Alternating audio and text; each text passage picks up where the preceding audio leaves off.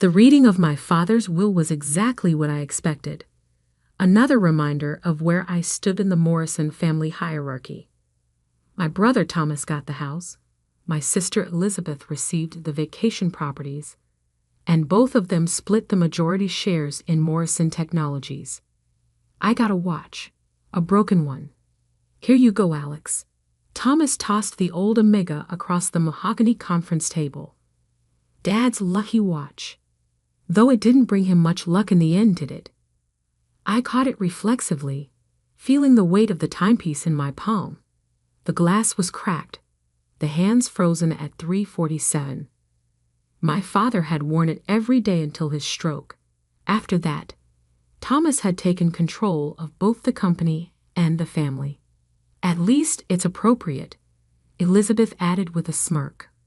A broken watch for the broken Morrison. The family joke, Alex Morrison, the brilliant disappointment. The one who chose research over business, who wanted to create instead of acquire. My father had called me unfocused. Thomas preferred the term waste of potential. Mr. Davidson, the family lawyer, cleared his throat uncomfortably. If that's all, we should discuss the transition of company leadership. There's nothing to discuss, Thomas interrupted. The board has already approved my appointment as CEO.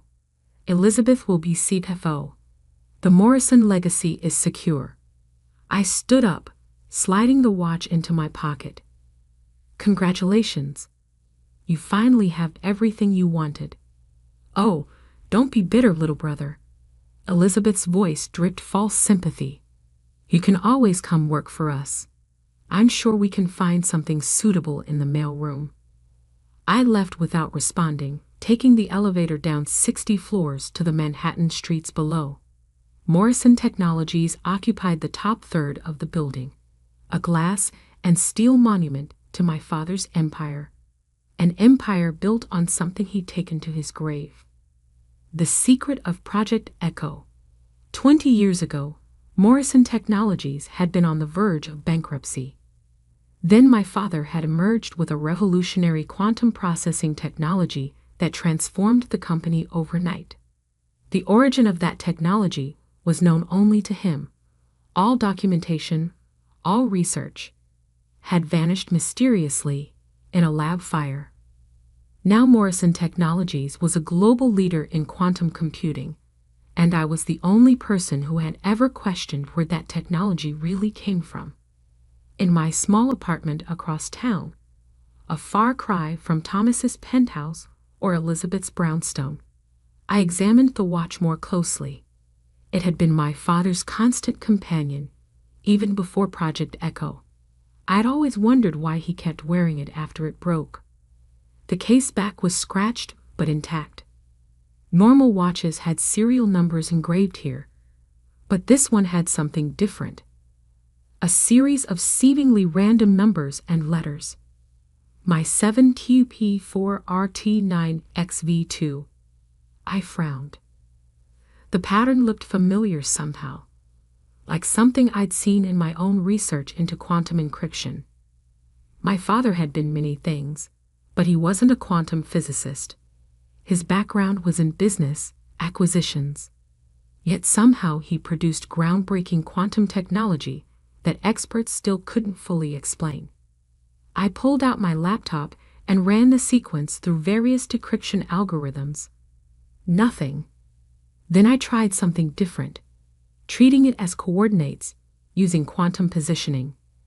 The screen lit up with a location, an address in Brooklyn in an industrial area I'd never heard of. My phone buzzed. Thomas calling. I ignored it, already grabbing my coat. Whatever this was, I needed to see it before my siblings realized the watch might be more than a cruel joke. The address led me to an abandoned warehouse, the kind of place that shouldn't exist anymore in gentrified Brooklyn, all rusted metal and broken windows. But the lock on the side door was new, and its keypad looked suspiciously familiar. I entered the sequence from the watch. The door clicked open. Inside, past layers of dust and debris, I found another door. This one required fingerprint access. I'd pressed my hand against it, not really expecting anything. Identity confirmed. A computerized voice announced, "Welcome, Alexander Morrison." The door slid open, revealing a hidden laboratory that looked like something from science fiction. Quantum computers lined the walls, their processors humming with energy. Holographic displays filled the air with streams of data. And there, on a central workstation, sat a single envelope with my name on it. My hands shook as I opened it, recognizing my father's handwriting. "Alex, if you're reading this, you've proven what I always knew. You have the mind to solve puzzles others can't even see. You're the only one who ever questioned Project Echo, the only one who saw past the official story. Now it's time you learned the truth about where our technology really came from, and why I had to hide it from everyone, especially your brother and sister. But be careful. Some secrets are worth killing for, and they're already watching. Love, Dad." I looked up at the security camera blinking in the corner. Its red light had just gone dark. I wasn't alone anymore. I had exactly 30 seconds before they arrived. My mind raced, calculating options as I heard footsteps echoing through the warehouse above. The security camera might be dead, but whoever was watching had already seen me. "Primary system breach," the computer announced, initiating data purge. The holographic displays began flickering, data streams dissolving. I grabbed my father's letter and ran to the central computer, fingers flying across the keyboard. If I could just copy the core files before. The workstation's screen flashed. "Quantum encryption key required." Of course, nothing was ever simple with my father. I pulled out the watch, studying it frantically. The frozen hands. 3:47. Why had that time seemed familiar? Then it hit me. The quantum physics paper I'd published last year had been submission number 347. I typed in the numbers. The screen unlocked, revealing thousands of files. "Download initiated," the computer announced. Estimated time, 2 minutes. The footsteps were getting closer. I pulled out my phone, connecting it to the system. Whatever I could save in the next minute might be the only evidence I'd get. A voice called from above, "Mr. Morrison, security team. Please stay where you are." I almost laughed. Right, because heavily armed security teams always show up at abandoned warehouses. My phone buzzed. 30% downloaded. The footsteps had reached the inner door. "Biometric lock engaged," the computer announced. Thank God for small favors. The fingerprint scanner would buy me maybe a minute. I used the time to scan the lab, looking for anything else important. Most of the equipment was beyond cutting edge. Quantum processors that shouldn't exist yet, experimental hardware that looked decades ahead of current technology. "Alex," a new voice, one I recognized. "Thomas, open this door right now." "Kind of busy," I called back, watching the download tick up to 60%. "This is private property," he shouted. "Corporate secrets. You're committing a crime." Funny, I was about to say the same thing, because what I was seeing in these files was impossible. Project Echo wasn't just advanced technology, it was stolen technology. The original research dated back 20 years to a small startup called Quantum Dynamics, a startup that had mysteriously burned down, taking all its research with it, or so everyone thought. My phone, 85% downloaded. The biometric lock. Warning, override in progress. "Thomas, last chance, Alex. Don't make this worse than it has to be." I found what I was looking for In the last folder, a video file dated the day before the quantum dynamics fire. My father's face filled the screen, 20 years younger, but wearing the same watch. "The deal is simple," he was saying to someone off camera. "Sign over the patents, or the next accident won't be a warning." A different voice responded, tired, defeated. "You can't just steal someone's life's work. I already have. The only question is whether you live to start over somewhere else." I felt sick.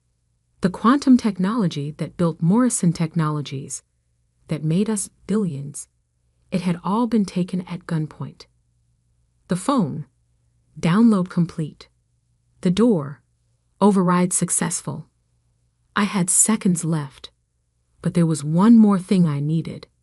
As the door began to slide open, I grabbed a small black box from the workstation, a quantum encryption key. If I was right, it was the only thing that could decode the files I'd just stolen. "Don't move." Armed men poured into the lab, followed by Thomas. My brother looked furious, but also scared. "Step away from the computer," he ordered, "and give me that phone." I held up my hands, making sure he saw the quantum key. "Interesting security system you have here, Thomas. Almost like you knew this place existed." His face tightened. "I'm protecting company assets." "Company assets?" I gestured at the lab. "This place doesn't exist in any official records, just like quantum dynamics didn't exist after Dad had it burned down." "You don't know what you're talking about." "Don't I? The timestamps on these files are pretty clear. Dad stole this technology, then erased all traces of the theft, including the original inventors." Thomas's expression changed, became something colder, more calculating. "And now you have proof, which makes you a problem." The armed men moved closer. Not corporate security, after all. These were professionals, the kind you hired when things needed to disappear. "You know," I said conversationally, "I always wondered why Dad gave me that watch. Why he made sure I'd find this place." "He didn't. It was a mistake. A broken watch for the family failure, remember?" I smiled. Except Dad didn't make mistakes. Everything was calculated, planned. He knew eventually someone would discover the truth about Project Echo. He chose who that someone would be. And he chose wrong. Thomas nodded to his men. "Take him." What happened next would have made a great action movie scene. Unfortunately, I'm a scientist, not a martial artist. I managed one good throw, tossing the quantum key through the closing door of a specimen vault, before they grabbed me. "That was stupid," Thomas sighed as his men zip-tied my hands. "Now we'll have to do this the hard way." "You mean like you did with the real inventors of Project Echo?" "They made their choice." He grabbed my phone, frowning when he saw the encrypted files. "And now you'll make yours. Tell us where you threw the key, or—" An alarm cut him off. The specimen vault was glowing, quantum energy swirling around the key I'd thrown inside. "Warning," the computer announced. "Quantum cascade initiated. Containment failing." Thomas's face went white. "Get out. Everyone out now." As they dragged me toward the exit, I caught one last glimpse of the vault. The quantum key was dissolving, its encrypted data spreading through the system like a virus. I smiled. Sometimes the best way to protect information isn't to hide it. It's to let it free. They say time moves differently during quantum events. As we raced from the disintegrating lab, I felt that theory in action. Everything simultaneously too fast and too slow. Reality bending around the cascade of unleashed quantum energy. Thomas's security team practically threw me into a waiting van, my brother close behind, shouting into his phone. "Shut it down." I don't care how. Just contain it. But he didn't understand. None of them did. The quantum key wasn't just decrypting files. It was broadcasting them. Every quantum processor in the lab was now a transmitter, sending packets of data through the quantum network that Morrison Technologies had spent 2 decades building. My father's stolen secrets were about to come home. You idiot. Thomas grabbed my shirt. Do you have any idea what you've done? Actually, I managed despite my bound hands. I do, which is more than I can say for you. An explosion rocked the van, not from the lab, but from Thomas's phone. Every device connected to Morrison Technologies was activating quantum processors worldwide, responding to the cascade. Sir, the driver called back. We're getting reports. The whole network is compromised. Everything's going public. Thomas's face went from angry to terrified. Take us to the office. Now, I closed my eyes, feeling the weight of Dad's watch in my pocket. The time frozen on its face, 3:47, wasn't just a reference to my paper. It was a countdown. 3 companies had created the original quantum technology. 4 inventors had died in suspicious accidents. $7 billion had been stolen along with their research. Now everyone would know. The Morrison Technologies building was chaos when we arrived. Emergency alarms blared as employees rushed out, clutching phones and tablets that displayed fragments of the truth. 20 years of corporate theft and murder, spreading through every connected device. Get him to my office, Thomas ordered as we emerged from the van. And find Elizabeth. They dragged me through the lobby, past shell-shocked security guards and weeping executives. In the elevator, Thomas's phone kept buzzing with increasingly frantic messages. Stock trading suspended. Board of Directors emergency meeting. FBI en route. My brother was coming apart, his perfect corporate mask cracking. This isn't happening. This can't be happening. Dad knew it would, I said quietly. That's why he left me the watch. The elevator opened onto the executive floor. Elizabeth was waiting, her face ashen.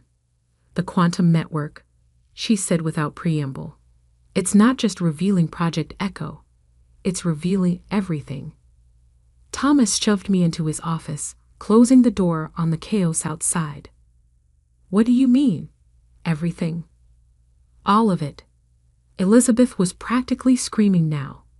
Every stolen patent, every bribed official, every covered-up death. It's all coming out. I sat in one of the visitor chairs, oddly calm. Dad's final failsafe. He knew someday someone would find the truth. He made sure when it happened, nothing could be hidden. You planned this, Thomas accused. You and Dad, you've destroyed us. No, I corrected. You destroyed yourselves. I'm just turning on the lights. Elizabeth's tablet chimed, another alert. Thomas, the FBI is in the lobby, with arrest warrants. My brother moved to his desk, pulling out a gun. Elizabeth gasped. Thomas, no. Shut up. He aimed the weapon at me. You can still fix this. Tell them you hacked the system, planted false evidence. Play the disgruntled failure one last time. I looked at the gun, then at my siblings, the golden children who had everything handed to them, who helped hide our father's crimes while mocking my choices. No, I said simply. The office door burst open. FBI agents poured in, weapons drawn. Thomas's gun clattered to the floor as they took him down. Thomas Morrison, Elizabeth Morrison, the lead agent announced, you're under arrest for conspiracy, corporate espionage, and accessory to murder. As they led my siblings away, another agent helped me up, cutting the zip ties. Dr. Morrison, I'm Agent Chen. We've been investigating Morrison Technologies for years, but could never crack the quantum encryption. Until today. I rubbed my wrists. The encryption was designed to protect their secrets. But protection isn't always about hiding things. She nodded, understanding. Sometimes it's about revealing them at the right time. Your father's final message? Something like that. The next few weeks were a blur of federal investigations, corporate dissolution, and media frenzy. The truth about Project Echo destroyed Morrison Technologies, but something better emerged from the ruins. The original quantum technology was returned to its rightful owners, or their descendants. The billions stolen were repaid, and I found myself working with the surviving inventors, helping rebuild what my father had tried to bury. Thomas and Elizabeth went to prison, along with dozens of executives who had helped hide the truth.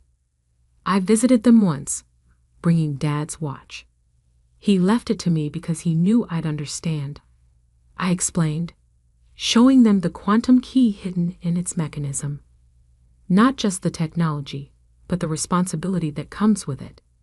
He betrayed us, Thomas said bitterly. His own children. No, I corrected. He gave us a chance to choose. You chose power.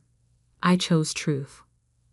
1 year later, I stood in a new laboratory, bright, open, legitimate. The quantum technology that had been stolen was now being used as it was originally intended, to help people, to advance science, to make the world better. On my wrist, Dad's watch kept its frozen time. I'd had it repaired, but left the hands at 3:47, a reminder that some moments in time should be preserved. Not to hide secrets, but to reveal them when they're ready to be found. The security guard nodded as I badged into the lab. Morning, Dr. Morrison. I smiled. Good morning. Because that's who I was now. Not the family failure, not the broken Morrison, but simply a scientist trying to do what's right. Behind me, the quantum processors hummed with potential, their energy no longer constrained by theft and secrecy. Free to change the world, just as their original inventors had intended. My phone buzzed. A message from Agent Chen. New quantum patent approved. Congratulations. I touched Dad's watch gently. He had built an empire on stolen dreams, then ensured its destruction would set things right. His final gift wasn't the watch, or the quantum key, or even the truth about Project Echo. It was the chance to be better than he was. And that was worth more than any corporate secret.